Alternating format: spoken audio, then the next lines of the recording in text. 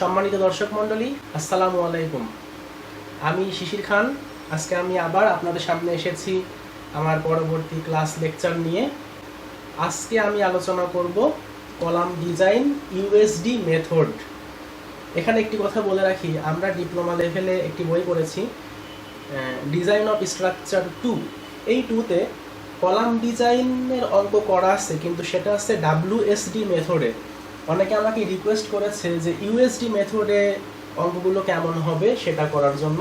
আর তাছাড়া বিভিন্ন চাকরির নিয়োগ পরীক্ষাতে ইউএসডি মেথডের কিছু অঙ্ক আসে, তো সেজন্য আজকে আমি ইউএসডি মেথডের অঙ্ক কিভাবে করতে হবে সেটা নিয়ে আপনাদের সামনে আসছি। তো অঙ্কের সুবিধার্থে আমি আপনাদেরকে বোঝানোর সুবিধার্থে আমি ইউএসডি মেথডের যে কিছু সূত্র আছে এই সূত্রগুলো আগে থেকেই বোর্ডে লিখে রাখছি। তো আমি একটু সূত্রগুলোর ব্যাখ্যা দিচ্ছি, আপনাদের বুঝতে সুবিধা হবে। আমরা লক্ষ্য করি, এখানে 1 নম্বরে বলা আছে নমিনাল লোড। নমিনাল লোডটা হচ্ছে Pn equal to 0.85 F prime C into AG minus AST plus FY into AST। এখানে আপনারা আগে পড়েছেন যে আমরা সাধারণত কলাম ডিজাইন করতে গেলে দুই ধরনের কলাম ডিজাইন করে থাকি। একটি হচ্ছে টাইড কলাম, যেটার আকৃতি এরকম বর্গাকার বা চতুর্ভুজ আকৃতির হয়ে থাকে। আর একটি হচ্ছে স্পাইরাল কলাম, মানে বৃত্তাকার। এখানে আমরা আগে থেকে জানি যে টাইট কলামের কিছু রুলস আছে। এসিআই কোড অনুযায়ী টাইট কলামে কমপক্ষে 4টি প্রধান রড ব্যবহার করতে হবে। এটা হচ্ছে এসিআই কোডের রুলস অনুযায়ী। আর স্পাইরাল কলামে আমরা রড ব্যবহার করব কমপক্ষে 6টা।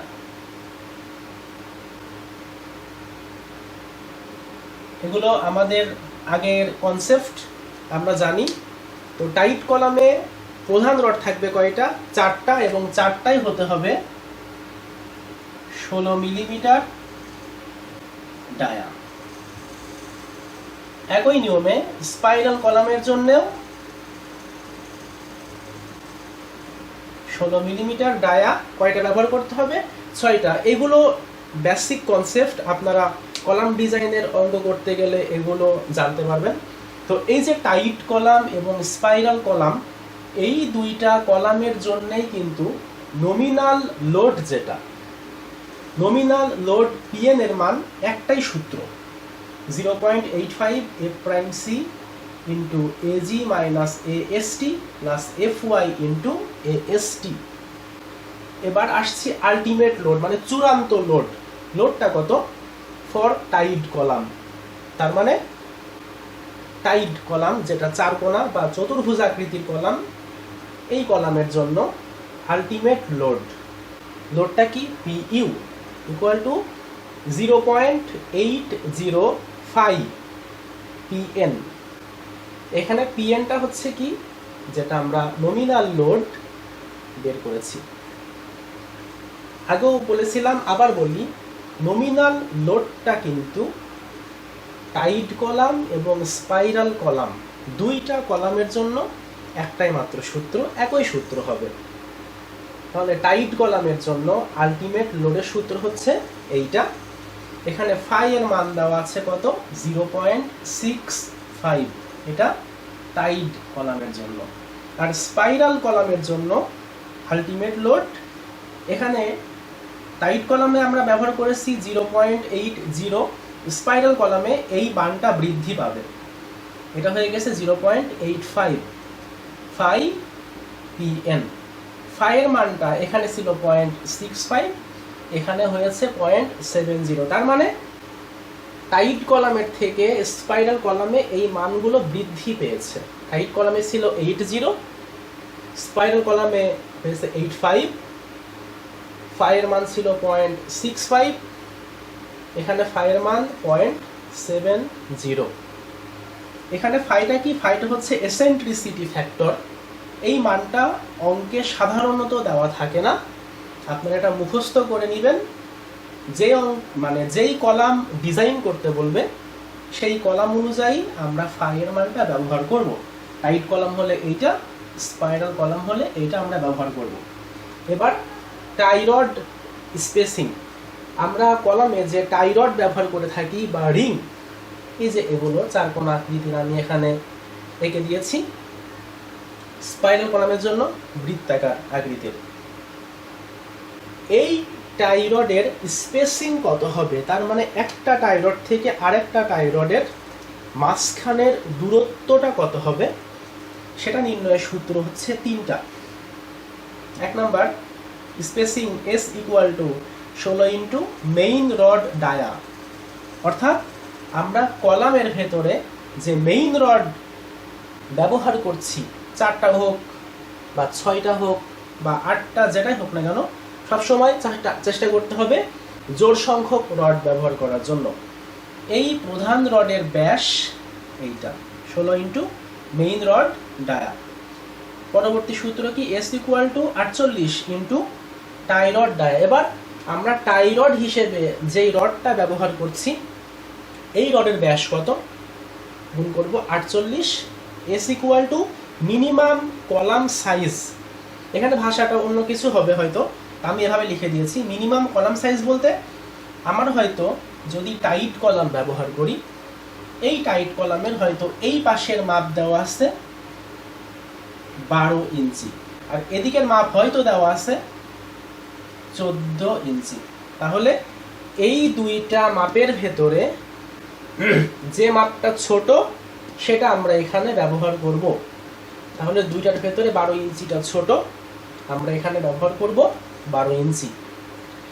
এই তিনটা মান ক্যালকুলেশন করে বের করার পরে যেই মানটা ছোট আসবে, ন্যূনতম মান, সেই মানটাকে আমরা টাই রডের স্পেসিং হিসেবে ব্যবহার করব।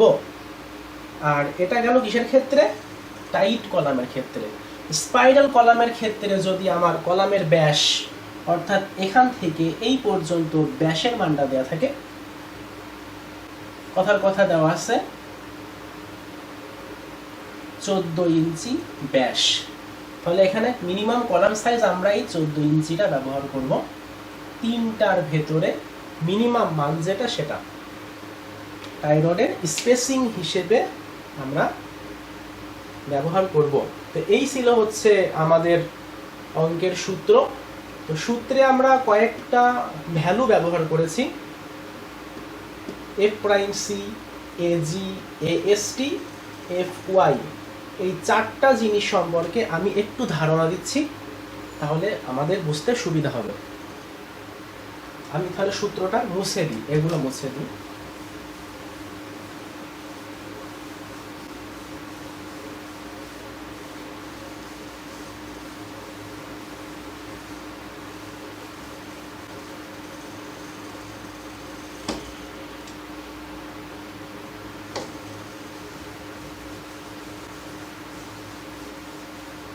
তাহলে এখানে একটি মান প্রথমে ব্যবহার করা হয়েছে কি? F'C। F'Cটা কি? F'C হচ্ছে কংক্রিটের সর্বোচ্চ চাপ পীড়ন।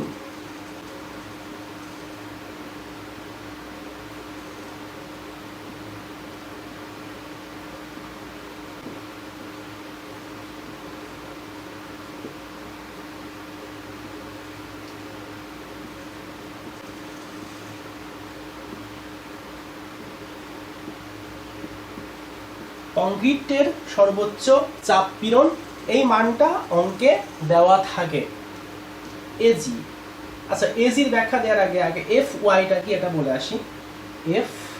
Fy এটা হচ্ছে yield strength।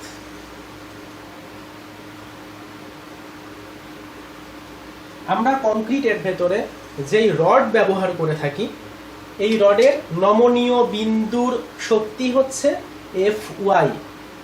এটাই কিন্তু আবার স্টিলের গ্রেড।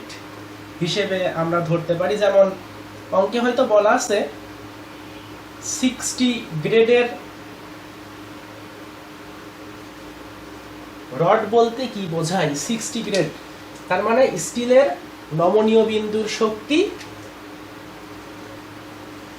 Fy ইকুয়াল টু 60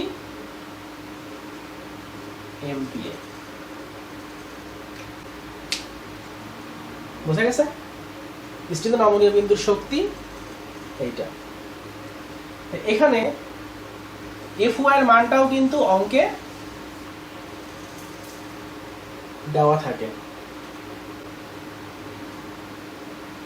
এবার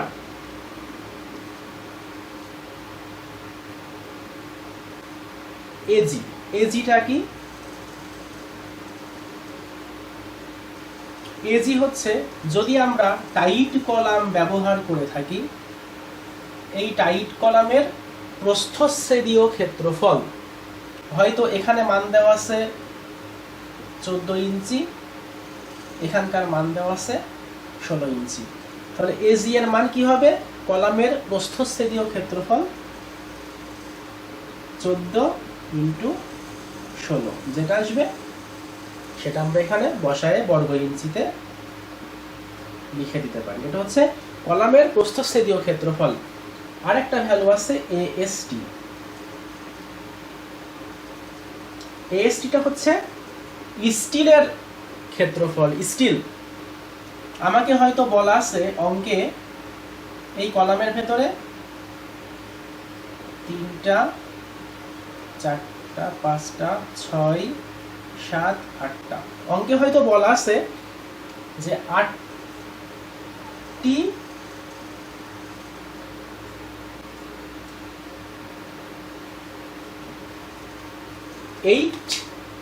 পাশে হ্যাশ চিহ্ন সুতা চিহ্ন দেওয়া আছে, 5 সুতার রড কয়টা দেওয়া আছে? 8টি ব্যবহার করা আছে। তাহলে এই যে 8টি রড আমরা কলামের ভেতরে ব্যবহার করেছি, এই 8টি রডের একত্রিত প্রস্থ মানে ক্ষেত্রফলটা কত হবে সেটাই। তাহলে আমরা কয়টা ব্যবহার করেছি? 8টি, 8। এটা কত সুতার রড? 5 সুতার রড। যেহেতু রড বৃত্তাকার, বৃত্তের ক্ষেত্রফলের সূত্র হচ্ছে π/4 ডি স্কোয়ার। ডিটা হচ্ছে রডের ব্যাস, এখানে ব্যাসের মান দেওয়া আছে 5। 5 সুতা মানে আমরা জানি সুতা মানে 5/8 স্কোয়ার। এটা গুণ করে দিলেই আমরা 8টি রডের সম্মিলিত প্রস্থচ্ছেদীয় ক্ষেত্রফল কত আসবে সেটা পাবো। এই ছিল সূত্রের প্রত্যেকটা আইটেমের ব্যাখ্যা। F'C, Fy, Ag এবং Ast। এ পর্যায়ে আমরা একটি অঙ্ক করব।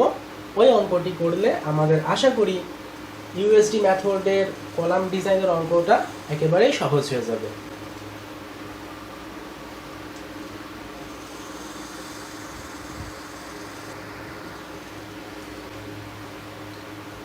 আচ্ছা, এখানে আমি একটি অঙ্ক বোর্ডে লিখে দিয়েছি, সেটা হলো find the ultimate axial compressive load of the given column section।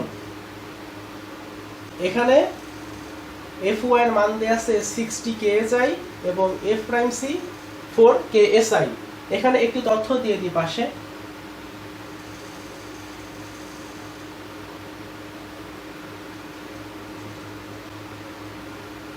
এই অঙ্কটি বাংলাদেশ পানি উন্নয়ন বোর্ড 2016 সালের রিটেন পরীক্ষাতে এই অঙ্কটি এসেছিল।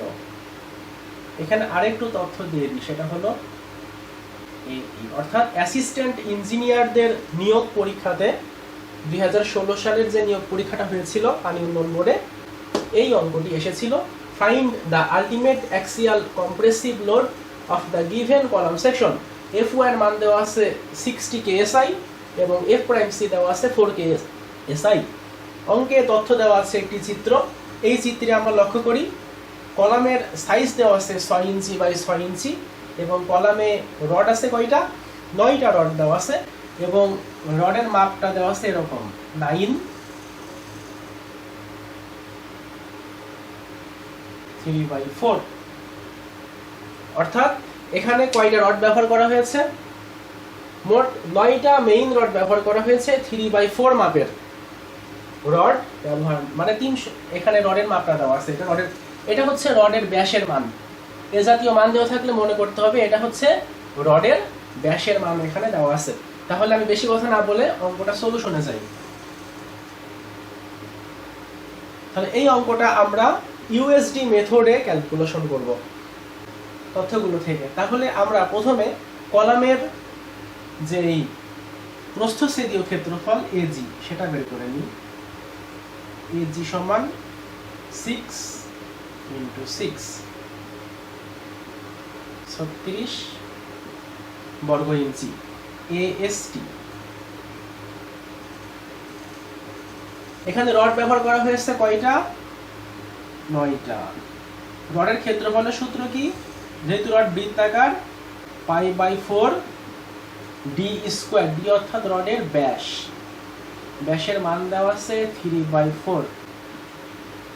এইটা এখানে এএসটি এর মান আসবে 3.97 স্কয়ার ইঞ্চি। আমি ক্যালকুলেশনগুলো আগে লিখে রেখেছি, মানে হাতে লিখে রাখছি, মানে আমার নিজের একটু বোঝার সুবিধার জন্য, ওইজন্য আমি ক্যালকুলেটর ব্যবহার করছি না।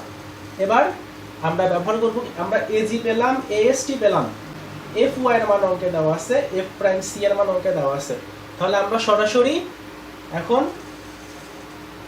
আলটিমেট লোড বের করব। অতএব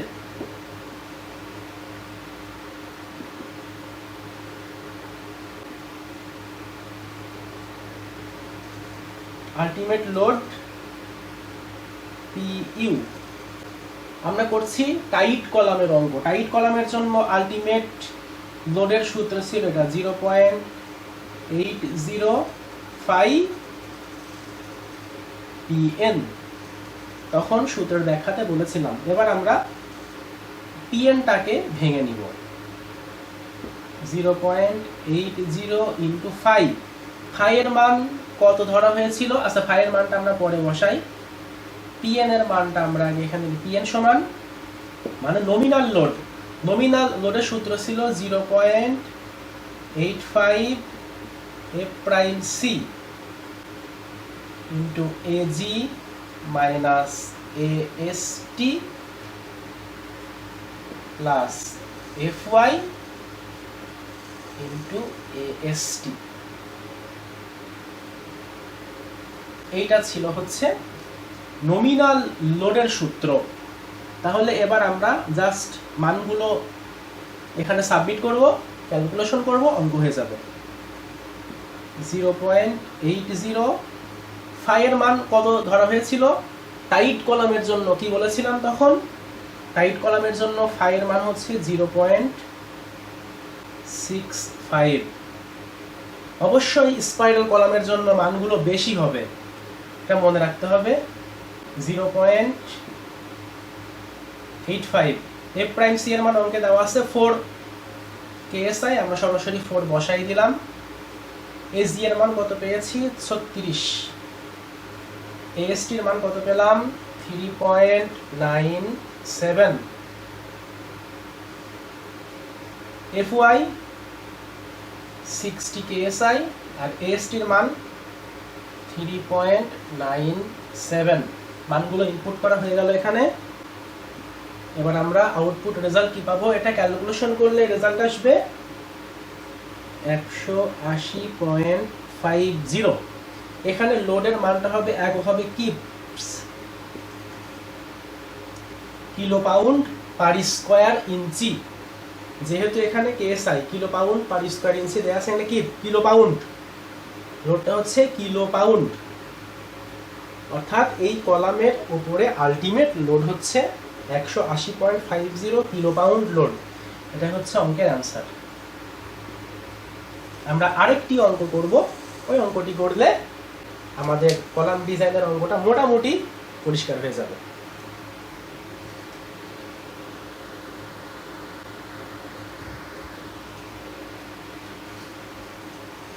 এ পর্যায়ে আরেকটি অঙ্ক আমি বোর্ডে দিয়েছি। বলা হচ্ছে কি determine the ultimate design capacity for 12 inch into 20 inch column. Reinforcement দেওয়া আছে 2%, FY 40 KSI, F''C 3 KSI।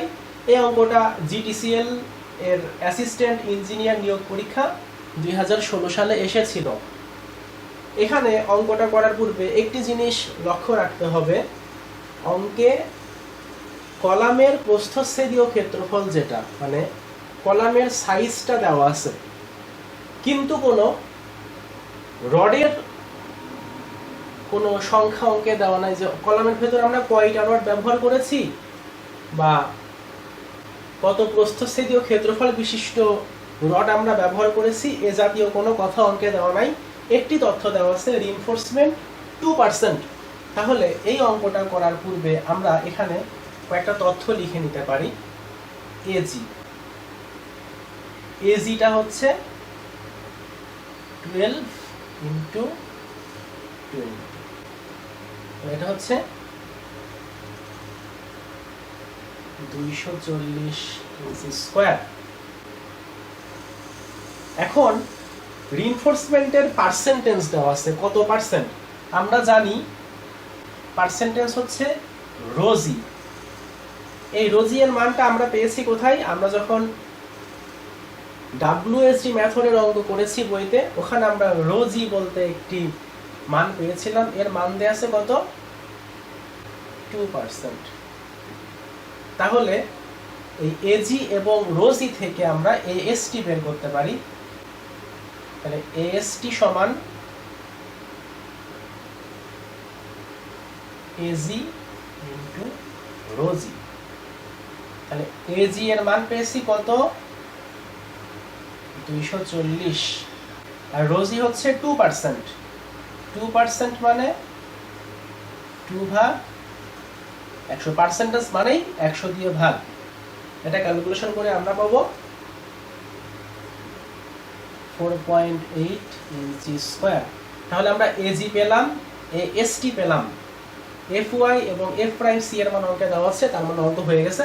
সূত্র বসাতে হবে, মান ইনপুট করতে হবে, ক্যালকুলেশন হয়ে যাবে, অঙ্ক শেষ। সলিউশন। তাহলে টাইট কলামের জন্য আলটিমেট লোডের সূত্র আমরা কি জানি? We know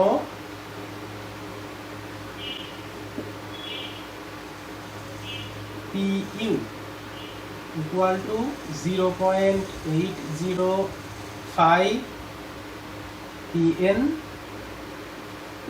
0.80 into 5। PN এর সূত্র হচ্ছে 0.85 F''C AG minus AST plus FY AST। সূত্র বসালাম, এবার আমরা মানগুলো এখানে সাবমিট করব। 0.80, ফাইয়ের মান কত ধরা হয়েছে? টাইট কলামের জন্য আমরা জানি 0.65, 0.85 F''C কত দেওয়া আছে অঙ্কে? 3, আগের অঙ্কে ছিল সম্ভবত 4। এজি এর মান কত পেলাম? 240, AST 4.8, FY 40 KSI, AST 4.8। মানগুলো আমরা এখানে সাবমিট করলাম, ক্যালকুলেশন করে আমরা পাবো 412 কিপস। অর্থাৎ এই কলামটার উপরে তার প্রস্থচ্ছেদ বরাবর 412 কিলো পাউন্ড আলটিমেট লোড কাজ করবে। তো এই ছিল আজকের মতো আমার লেকচার। আশা করি ইউএসডি মেথডের কলাম ডিজাইনের অঙ্ক সম্পর্কে আপনারা যথেষ্ট ধারণা পেয়েছেন। আর অঙ্ক বুঝতে যদি কোনো সমস্যা হয় তাহলে অবশ্যই আমাকে জানাবেন, আমি পরবর্তীতে সমাধান দেওয়ার চেষ্টা করব। আজকের ক্লাস এ পর্যন্তই। সকলের মঙ্গল কামনা করে আমি বিদায় নিচ্ছি। আসসালামু আলাইকুম।